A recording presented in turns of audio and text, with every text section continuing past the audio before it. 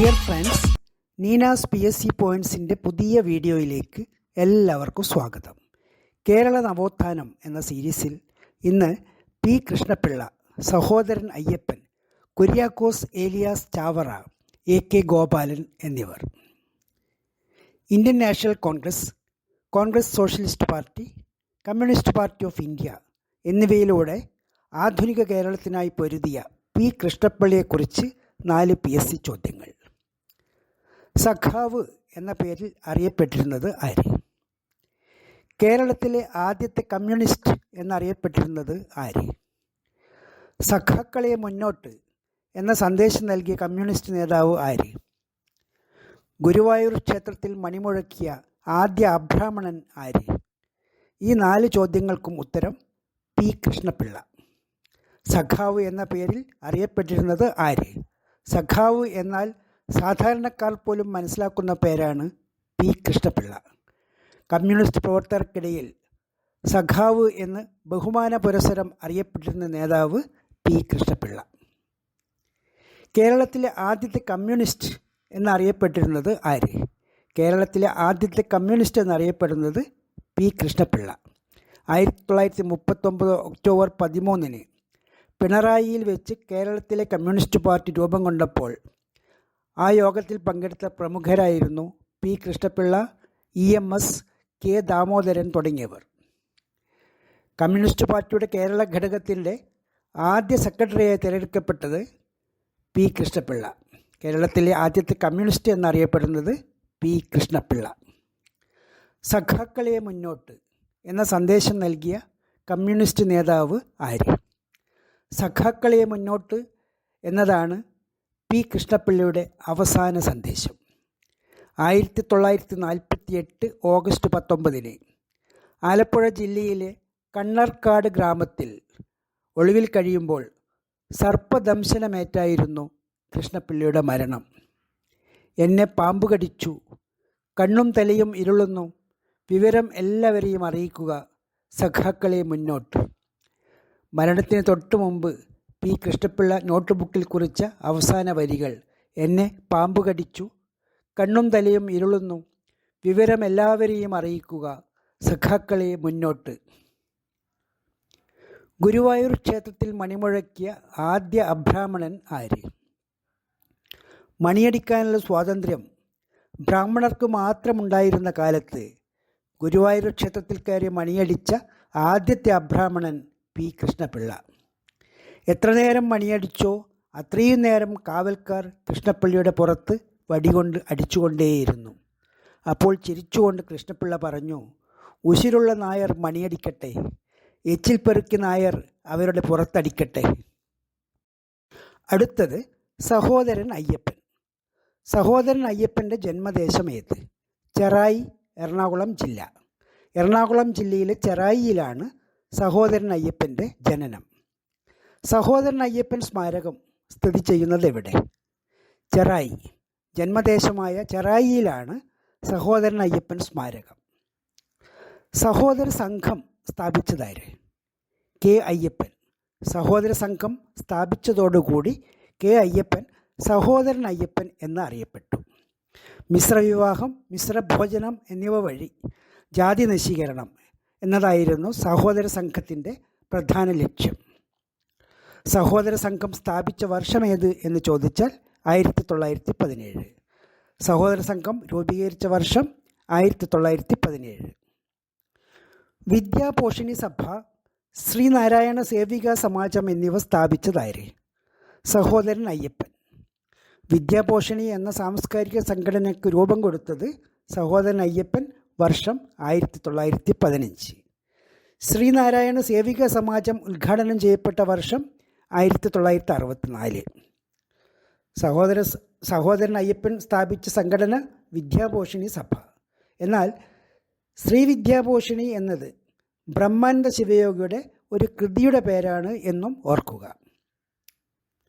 1917 May 29 ചെറായിയിൽ വെച്ച് ഈഴവരെയും പുലയരെയും ഒന്നിച്ചിരുത്തി മിശ്രഭോജനം സംഘടിപ്പിച്ചതാര്? സഹോദരൻ അയ്യപ്പൻ. മിശ്രഭോജനത്തെ പ്രോത്സാഹിപ്പിച്ച സംഘടന ഏത് എന്ന് ചോദിച്ചാൽ സഹോദര സംഘം. സഹോദര സംഘം സ്ഥാപിച്ചതിന് ശേഷം ആദ്യം നടത്തിയ പരിപാടിയായിരുന്നു മിശ്രഭോജനം. മിശ്രഭോജനം കെ അയ്യപ്പൻ, പ്രീതിഭോജനം വാഗ്ഭടാനന്ദൻ, സമപന്തി ഭോജനം വൈകുണ്ഠസ്വാമികൾ, പന്തിഭോജനം തൈക്കാട് അയ്യ എന്നിവ ഓർക്കുക. മിശ്രഭോജനത്തോടുകൂടി ഈഴവ പ്രമാണിമാർ പോലും ഈഴവ സമുദായക്കാരനായ സഹോദരൻ അയ്യപ്പനെ കളിയാക്കി വിളിച്ച പേര് പുലയൻ അയ്യപ്പൻ. സഹോദരൻ അയ്യപ്പനെ കളിയാക്കി വിളിച്ച പേര് പുലയൻ അയ്യപ്പൻ. ജാതി വേണ്ട, മതം വേണ്ട, ദൈവം വേണ്ട മനുഷ്യന് എന്ന ആശയം ആരുടേതാണ്? സഹോദരൻ അയ്യപ്പൻ്റെ ആശയമാണ് ജാതി വേണ്ട, മതം വേണ്ട, ദൈവം വേണ്ട മനുഷ്യന് എന്നത്.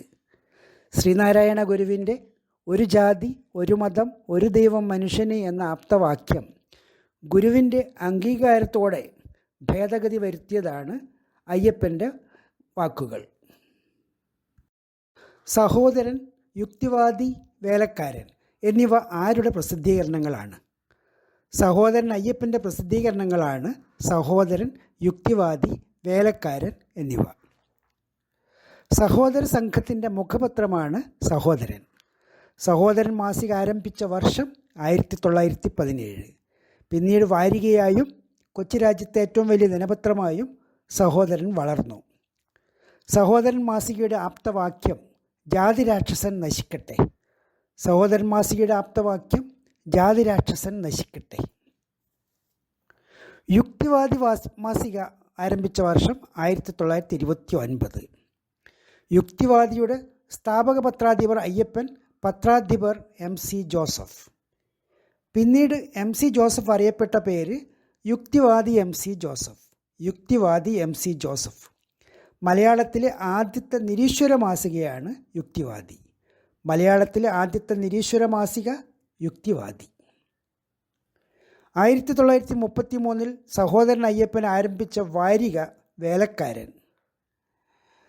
തൊഴിലാളികൾക്ക് വേണ്ടിയുള്ള മലയാളത്തിലെ ആദ്യത്തെ പ്രസിദ്ധീകരണമാണ് വേലക്കാരൻ. തൊഴിലാളികൾക്ക് വേണ്ടിയുള്ള മലയാളത്തിലെ ആദ്യത്തെ പ്രസിദ്ധീകരണം വേലക്കാരൻ ആരംഭിച്ചത് സഹോദരൻ അയ്യപ്പൻ. കാശി മഹാത്മ്യം, സഹോദരി കുറത്തി, റാണി സന്ദേശം എന്നിവ ആരുടെ കൃതികളാണ്? കാശി മഹാത്മ്യം, സഹോദരി കുറത്തി, റാണി സന്ദേശം എന്നിവ സഹോദരൻ അയ്യപ്പൻ രചിച്ച കൃതികളാണ്. മാവേലി നാടുവാണീടും കാലം, മനുഷ്യരെല്ലാവരും ഒന്നുപോലെ എന്ന പ്രസിദ്ധമായ ഓണപ്പാട്ട് രചിച്ചത് സഹോദരൻ അയ്യപ്പനാണെന്ന് കരുതപ്പെടുന്നു. കൊച്ചി രാജാവ് വീരശൃംഖല നൽകി ആദരിച്ച നവോത്ഥാന നായകൻ ആര്? സഹോദരൻ അയ്യപ്പൻ. കൊച്ചി രാജാവ് വീരശൃംഖല നൽകി ആദരിച്ച സാമൂഹ്യ പരിഷ്കർത്താവാണ് സഹോദരൻ അയ്യപ്പൻ. സഹോദരൻ അയ്യപ്പൻ കൊച്ചിൻ ലെജിസ്ലേറ്റീവ് കൗൺസിലിലേക്ക് തിരഞ്ഞെടുക്കപ്പെട്ട വർഷം ഏത്? സഹോദരൻ അയ്യപ്പൻ കൊച്ചിൻ ലെജിസ്ലേറ്റീവ് കൗൺസിലിലേക്ക് തിരഞ്ഞെടുക്കപ്പെട്ട വർഷം 1928. 1928 സഹോദരൻ അയ്യപ്പൻ തെക്കേ ഈഴവ മണ്ഡലത്തിൽ എതിരില്ലാതെ തിരഞ്ഞെടുക്കപ്പെട്ട് കൊച്ചി നിയമസഭയിൽ അംഗമായത്. 1931 ഇതേ മണ്ഡലത്തിൽ തന്നെ എതിരില്ലാതെ അയ്യപ്പൻ തിരഞ്ഞെടുക്കപ്പെട്ട് രണ്ടാമതും നിയമസഭാംഗമായി. സഹോദരൻ അയ്യപ്പൻ 1938 സ്ഥാപിച്ച രാഷ്ട്രീയ പാർട്ടി ഏത്? 1938 സഹോദരൻ അയ്യപ്പൻ സ്ഥാപിച്ച രാഷ്ട്രീയ party socialist party. Socialist party. Kochi മന്ത്രിസഭയിലും തിരുകൊച്ചി മന്ത്രിസഭയിലും അംഗമായിരുന്ന സാമൂഹ്യ പരിഷ്കർത്താവ് ആര്? സഹോദരൻ അയ്യപ്പൻ. 2 പ്രാവശ്യം കൊച്ചിയിലെ ജനകീയ മന്ത്രിസഭയിലും 1949 ആദ്യത്തെ തിരുകൊച്ചി മന്ത്രിസഭയിലും അംഗമായിരുന്നു സഹോദരൻ അയ്യപ്പൻ. സഹോദരൻ അയ്യപ്പൻ 2 പ്രാവശ്യം കൊച്ചി ജനകീയ മന്ത്രിസഭയിൽ, 1 പ്രാവശ്യം തിരുകൊച്ചി മന്ത്രിസഭയിൽ അംഗമായിരുന്നു.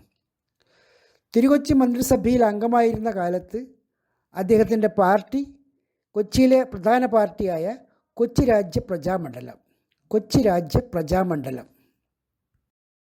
അടുത്തത് സമുദായ പരിഷ്കർത്താവും വിദ്യാഭ്യാസ പ്രവർത്തകനും വൈദികനുമായ കുര്യാക്കോസ് ഏലിയാസ് ചാവറ. കുര്യാക്കോസ് ഏലിയാസ് ചാവറയുടെ ജനനവർഷമേത്? 1805 ഫെബ്രുവരി 10. 1805 ഫെബ്രുവരി 10 കുര്യാക്കോസ് ഏലിയാസ് ചാവറയുടെ ജനനം. കുര്യാക്കോസ് ഏലിയാസ് ചാവറയുടെ ജന്മദേശം ഏത്? ആലപ്പുഴ ജില്ലയിലെ കൈനകരി. ആലപ്പുഴ ജില്ലയിലെ കൈനകരിയാണ് കുര്യാക്കോസ് ഏലിയാസ് ചാവറയുടെ ജന്മദേശം. കുര്യാക്കോസ് ഏലിയാസ് ചാവറ മരണപ്പെട്ടത് ഏത് വർഷം? 1871 ജനുവരി 3. മരിച്ച വർഷം 1871 ജനുവരി 3. കുര്യാക്കോസ് ഏലിയാസ് ചാവറയുടെ ജനനവർഷവും മരണവർഷവും PSC ചോദിച്ചിട്ടുണ്ട്. ജനനവർഷം 1805 ഫെബ്രുവരി 10. മരണവർഷം 1871 ജനുവരി 3. കുര്യാക്കോസ് ഏലിയാസ് ചാവറയുടെ ഭൗതിക ശരീരം അടക്കം ചെയ്ത സ്ഥലമേത്? 1871 കുര്യാക്കോസ് ഏലിയാസ് ചാവറ അഥവാ ചാവറയച്ചൻ അന്തരിച്ചത് എറണാകുളം ജില്ലയിലെ കൂനമ്മാവിൽ വെച്ചായിരുന്നു. അദ്ദേഹത്തിൻ്റെ ഭൗതിക ശരീരം ഉൾക്കൊള്ളുന്ന പുണ്യസ്ഥലം കൂനമ്മാവ് സെൻറ്റ് ഫിലോമിനാസ് ചർച്ച്. എന്നാൽ 1889 അദ്ദേഹത്തിൻ്റെ തിരുശേഷിപ്പുകൾ മാന്നാനത്ത് കൊണ്ടുവന്ന് സംസ്കരിച്ചു. സെൻറ്റ് ജോസഫ് ചർച്ച് മാന്നാനത്താണ് അദ്ദേഹത്തിൻ്റെ തിരുശേഷിപ്പുകൾ. ചാവറയച്ചൻ്റെ ശവകുടീരം സ്ഥിതി ചെയ്യുന്ന സ്ഥലം Mannanam. Father of Kerala literacy അഥവാ കേരള സാക്ഷരതയുടെ പിതാവ് എന്നറിയപ്പെടുന്നത് ആര്? കേരള സാക്ഷരതയുടെ പിതാവ് എന്നറിയപ്പെടുന്നത് Kuriakose Elias Chavara. Father of Kerala literacy Kuriakose Elias Chavara. ഓരോ പള്ളിക്കൊപ്പവും ഒരു പള്ളിക്കൂടം എന്ന ആശയം ആരുടേതാണ്? പള്ളിക്കൊരു പള്ളിക്കൂടം എന്ന ആശയത്തിൻ്റെ പിതാവ് കുര്യാക്കോസ് ഏലിയാസ് ചാവറ. പള്ളിക്കൂടം എന്ന വാക്കുണ്ടായത് തന്നെ ഈ ആശയത്തിൽ നിന്നാണ്. പിടിയേരി സമ്പ്രദായവുമായി ബന്ധപ്പെട്ട സാമൂഹ്യ പരിഷ്കർത്താവ് ആര്? പിടിയേരി സമ്പ്രദായം ആവിഷ്കരിച്ചത് കുര്യാക്കോസ് ഏലിയാസ് ചാവറ. ഓരോ നേരവും ഭക്ഷണത്തിനുള്ള അരി അളന്ന് പാത്രത്തിലിടുമ്പോൾ അതിൽ നിന്ന് ഒരു പിടി മറ്റൊരു പാത്രത്തിലിട്ട് സൂക്ഷിച്ചു വെക്കാൻ അദ്ദേഹം പ്രേരിപ്പിച്ചു. ഈ അരി ശേഖരിച്ച് പാവങ്ങൾക്ക് ഉച്ചക്കഞ്ഞി നൽകാൻ അദ്ദേഹം കണ്ടെത്തിയ മാർഗമായിരുന്നു പിടിയേരി സമ്പ്രദായം. ഓർക്കുക, പള്ളിക്കൊരു പള്ളിക്കൂടം, പിടിയേരി സമ്പ്രദായം എന്നീ ആശയങ്ങൾ ആരുടേതെന്ന് ചോദിച്ചാൽ കുര്യാക്കോസ് ഏലിയാസ് ചാവറ എന്ന ചാവറയച്ചൻ. ഇന്ത്യയിലെ ആദ്യത്തെ ക്രിസ്തീയ സന്യാസ സഭയായ CMI സ്ഥാപിച്ചതാര്? 1831 ഇന്ത്യയിലെ ആദ്യത്തെ ക്രിസ്തീയ സന്യാസ സഭയായ CMI സ്ഥാപിച്ചത് ചാവറയച്ചൻ. അമലോത്ഭവദാസ സംഘം എന്ന പേരിൽ ആരംഭിച്ച വൈദിക സമൂഹമാണ് പിന്നീട് CMI ആയി മാറിയത്. CMIയുടെ ഫുൾ ഫോം എന്താണെന്നും അറിയണം, അതും PSC ചോദിച്ചിട്ടുണ്ട്. CMI എന്നാൽ Carmelites of Mary Immaculate. Carmelites of Mary Immaculate. 1866 CMC അതായത് congregation of Mother of Carmel സ്ഥാപിച്ചതും ചാവറയച്ചനാണ്. കാർമലൈറ്റ്സ് ഓഫ് മേരി ഇമ്മാക്കുലേറ്റ് എന്ന CMI, congregation of Mother of Carmel എന്ന CMC എന്നിവ സ്ഥാപിച്ചത് ചാവറയച്ചൻ. വിദേശീയരുടെ സഹായമില്ലാതെ മാന്നാനത്ത് പ്രസ് സ്ഥാപിച്ചതാര്? വിദേശീയരുടെ സഹായമില്ലാതെ 1846 മാന്നാനത്ത് പ്രസ് സ്ഥാപിച്ചത് ചാവറയച്ചൻ. ഇന്ത്യയിലെ ആദ്യത്തെ സ്വദേശി പ്രസ് ഏത് എന്ന് ചോദിച്ചാലും ഇതേ പ്രസ് തന്നെയാണ് സ്ഥാപിച്ചത് ചാവറയച്ചൻ. പ്രസിൻ്റെ പേര് സെൻറ്റ് ജോസഫ്സ് പ്രസ് മാന്നാനം. ഇന്ത്യയിൽ സ്ഥാപിച്ച മൂന്നാമത്തെ പ്രസ് ഏത് എന്ന് ചോദിച്ചാലും Saint Joseph's press Mannanam. Mannanam പ്രസ്സിലടിച്ച ആദ്യത്തെ പുസ്തകമാണ് ജ്ഞാനപീയൂഷം. മാന്നാനം പ്രസ്സിലടിച്ച ആദ്യ പുസ്തകം ജ്ഞാനപീയൂഷം. ഇന്നത്തെ ദീപിക പത്രത്തിൻ്റെ ആദ്യ രൂപമായ നസ്രാണി ദീപിക അച്ചടിച്ച പ്രസ്സും സെൻറ്റ് ജോസഫ് പ്രസ് മാന്നാനമാണ്. ദീപിക പത്രത്തിൻ്റെ ആദ്യ രൂപമായ നസ്രാണി ദീപിക അച്ചടിച്ച press Saint Joseph's press, Mannanam. കോട്ടയത്തെ മാന്നാനത്ത് ഒരു സംസ്കൃത വിദ്യാലയം സ്ഥാപിച്ച നവോത്ഥാന നായകനാര്? 1846 മാന്നാനത്ത് സംസ്കൃത വിദ്യാലയം സ്ഥാപിച്ചത് ചാവറയച്ചൻ. മാന്നാനത്തെ സംസ്കൃത വിദ്യാലയം ചാവറയച്ചൻ സ്ഥാപിച്ചത്. ചാവറയച്ചനെ 2ാം ജോൺ പോൾ മാർപ്പാപ്പ വാഴ്ത്തപ്പെട്ടവനായി പ്രഖ്യാപിച്ച വർഷം ഏത്? ചാവറയച്ചനെ വാഴ്ത്തപ്പെട്ടവനായി പ്രഖ്യാപിച്ച വർഷം 1986 ഫെബ്രുവരി 8. ജോൺ പോൾ മാർപ്പാപ്പ, 2ാം ജോൺ പോൾ മാർപ്പാപ്പ ചാവറയച്ചനെ വാഴ്ത്തപ്പെട്ടവനായി പ്രഖ്യാപിച്ച വർഷം 1986. ചാവറയച്ചനെ ഫ്രാൻസിസ് മാർപ്പാപ്പ വിശുദ്ധൻ എന്ന് നാമകരണം ചെയ്ത വർഷം ഏത്? 2014 നവംബർ 23. ചാവറയച്ചൻ വിശുദ്ധനായി നാമകരണം ചെയ്യപ്പെട്ട വർഷം 2014. ചാവറയച്ചനോടൊപ്പം വിശുദ്ധിയായി പ്രഖ്യാപിക്കപ്പെട്ട കേരളീയ സന്യാസിനി ആര് എന്ന് ചോദിച്ചാൽ ഏവു പ്രാസ്യമ്മ. ചാവറയച്ചൻ സ്ഥാപിച്ച CMC സന്യാസ സഭയിലെ അംഗമായിരുന്നു സിസ്റ്റർ ഏവു പ്രാസമ്മ. ആരുടെ ജീവചരിത്രമാണ് ജീവിതം തന്നെ സന്ദേശം? ജീവിതം തന്നെ സന്ദേശം ചാവറയച്ചൻ്റെ ജീവചരിത്രമാണ്. ജീവിതം തന്നെ സന്ദേശം രചിച്ചതാര് എന്ന് ചോദിച്ചാൽ MK സാനു രചിച്ചതാണ് ചാവറയച്ചൻ്റെ ജീവചരിത്രമായ ജീവിതം തന്നെ സന്ദേശം. ആരുടെ ആത്മകഥയാണ് ആത്മാനുതാപം? ചാവറയച്ചൻ്റെ ആത്മകഥയാണ് ആത്മാനുതാപം. ഇതിഹാസ ശൈലിയിൽ രചിച്ച ആത്മാനുതാപം ഇതിഹാസങ്ങളുടെ വിഭാഗത്തിലാണ് പെടുത്തിയിട്ടുള്ളത്. അനസ്താസിയുടെ രക്തസാക്ഷിത്വം, 40 മണിയുടെ ക്രമം, നളാഗമം, ധ്യാനസല്ലാപങ്ങൾ എന്നീ കൃതികൾ രചിച്ചതാര്? ചാവറയച്ചൻ രചിച്ച കൃതികളാണ് അനസ്താസിയുടെ രക്തസാക്ഷിത്വം, 40 മണിയുടെ ക്രമം, നളാഗമം, ധ്യാനസല്ലാപങ്ങൾ എന്നിവ. AD 304 രക്തസാക്ഷിയായ വിശുദ്ധ അനസ്താസിയെക്കുറിച്ചാണ് അനസ്താസിയുടെ രക്തസാക്ഷിത്വം. നളാഗമം ചരിത്ര വിഭാഗത്തിൽപ്പെടുന്ന കൃതിയാണ്. ആത്മാനുതാപം ചാവറയച്ചൻ്റെ ആത്മകഥയാണ്.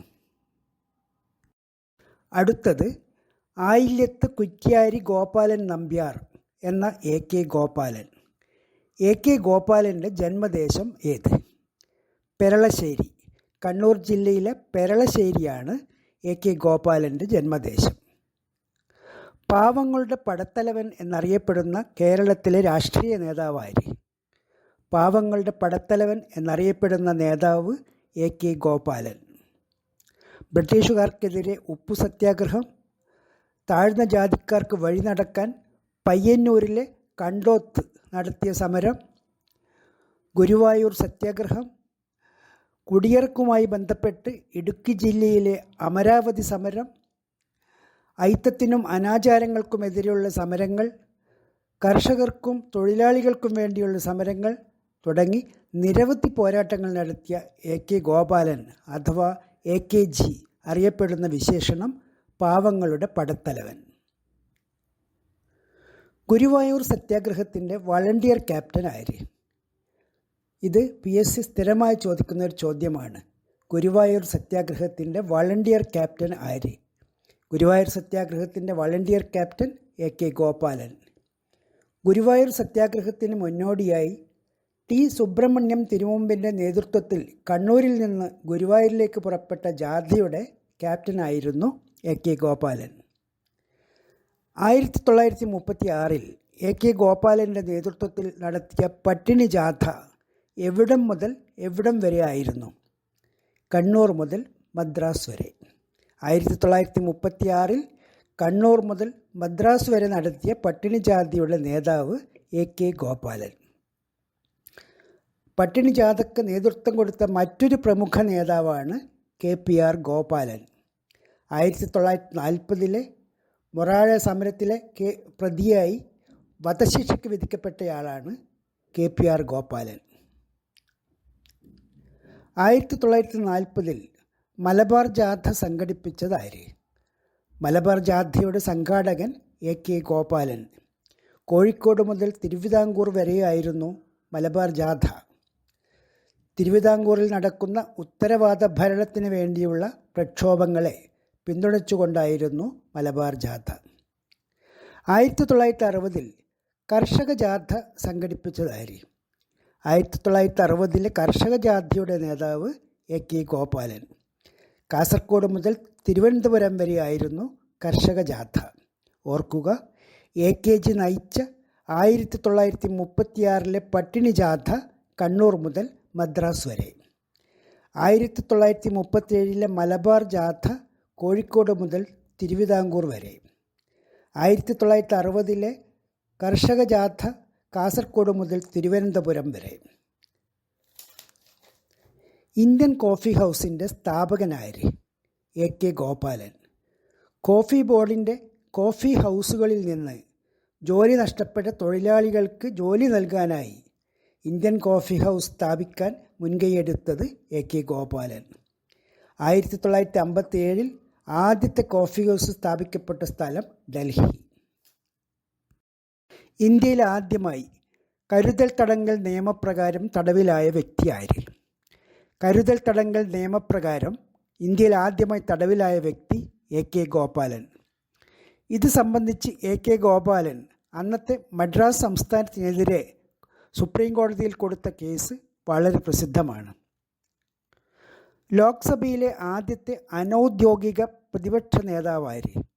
ഒന്നാം ലോക്സഭയിലെ അനൗദ്യോഗിക പ്രതിപക്ഷ നേതാവാണ് A.K. ഗോപാലൻ. പ്രതിപക്ഷ കക്ഷികളിൽ കൂടുതൽ സീറ്റുകൾ നേടിയ കമ്മ്യൂണിസ്റ്റ് പാർട്ടിയുടെ നേതാവെന്ന നിലയിലാണ് A.K. ഗോപാലൻ അനൗദ്യോഗികമായി പ്രതിപക്ഷ നേതാവ് എന്ന നിലയിൽ കണക്കാക്കപ്പെട്ടത്. ഔദ്യോഗിക പ്രതിപക്ഷ നേതാവാക്കണമെങ്കിൽ ആകെ ലോക്സഭാ സീറ്റുകളുടെ 10% നേടിയിരിക്കണം. എന്നാൽ കമ്മ്യൂണിസ്റ്റ് പാർട്ടിയുടെ സീറ്റുകൾ വെറും 4% അടുത്തായിരുന്നു. A.K. ഗോപാലൻ്റെ ആത്മകഥയുടെ പേരെന്ത്? എൻ്റെ ജീവിതകഥ. AKGയുടെ ആത്മകഥയാണ് എൻ്റെ ജീവിതകഥ. AKGയുടെ ഫുൾ ഫോം ആയി ഇങ്ങനെ ഓർക്കുക: A എൻ്റെ, K കഥ, G ജീവിതം. AKGയുടെ ആത്മകഥ എൻ്റെ ജീവിതകഥ. In the cause of the people, in the cause of the people ആരുടെ ആത്മകഥയാണ്? A.K. ഗോപാലൻ്റെ ആത്മകഥാപരമായ ഓർമ്മകളുടെ ഇംഗ്ലീഷ് പതിപ്പാണ് in the cause of the people. A.K. ഗോപാലൻ്റെ ആത്മകഥാപരമായ ഓർമ്മകളുടെ ഇംഗ്ലീഷ് പതിപ്പാണ് in the cause of the people. In the cause of the people ആരുടെ ആത്മകഥയാണ് എന്ന് PSC പല പ്രാവശ്യം ചോദിച്ചിട്ടുണ്ട്. ഉത്തരം A.K. ഗോപാലൻ. മണ്ണിനു വേണ്ടി, കൊടുങ്കാറ്റിൻ്റെ മാറ്റൊലി, ഞാനൊരു പുതിയ ലോകം കണ്ടു, എൻ്റെ പൂർവ്വകാല സ്മരണകൾ എന്നിവ ആരുടെ കൃതികളാണ്? A.K. ഗോപാലൻ രചിച്ച കൃതികളാണ് മണ്ണിനു വേണ്ടി, കൊടുങ്കാറ്റിൻ്റെ മാറ്റൊലി, ഞാനൊരു പുതിയ ലോകം കണ്ടു, എൻ്റെ പൂർവ്വകാല സ്മരണകൾ എന്നിവ. AKG സെൻറ്റർ സ്ഥിതി ചെയ്യുന്ന സ്ഥലമേത്? AKG ഭവൻ സ്ഥിതി ചെയ്യുന്ന സ്ഥലമേത്? 2 ചോദ്യങ്ങൾ. CPIM കേരള ഘടകത്തിൻ്റെ ആസ്ഥാനമായ AKG സെൻറ്റർ സ്ഥിതി ചെയ്യുന്നത് തിരുവനന്തപുരത്താണ്. CPIM Communist Party of India മാർക്സിസ്റ്റിൻ്റെ കേന്ദ്ര ഓഫീസായ AKG ഭവൻ സ്ഥിതി ചെയ്യുന്നത് ന്യൂഡൽഹിയിലാണ്. AKG centre Thiruvananthapuram, AKG Bhavan New Delhi. AKG centre, ഇവിടെ സെൻറ്ററിലെ അവസാന അക്ഷരങ്ങളായ TRE ട്രിവാൻഡ്രവുമായി കണക്ട് ചെയ്ത് ഓർമ്മിക്കുക. AKG ഭവൻ, ഭവനിലെ അവസാന അക്ഷരമായ N ന്യൂഡൽഹിയുമായി കണക്ട് ചെയ്ത് ഓർമ്മിക്കുക. AKG centre Thiruvananthapuram, AKG Bhavan New Delhi. Dear friends, സഖാവ് P. കൃഷ്ണപിള്ള, സഹോദരൻ അയ്യപ്പൻ, കേരള സാക്ഷരതാ പിതാവ് ചാവറയച്ചൻ, പാവങ്ങളുടെ പടത്തലവൻ A.K. ഗോപാലൻ എന്നിവരെക്കുറിച്ചുള്ള വീഡിയോ ഉപകാരപ്രദമായി എന്ന് കരുതുന്നു. Please like, comment and share.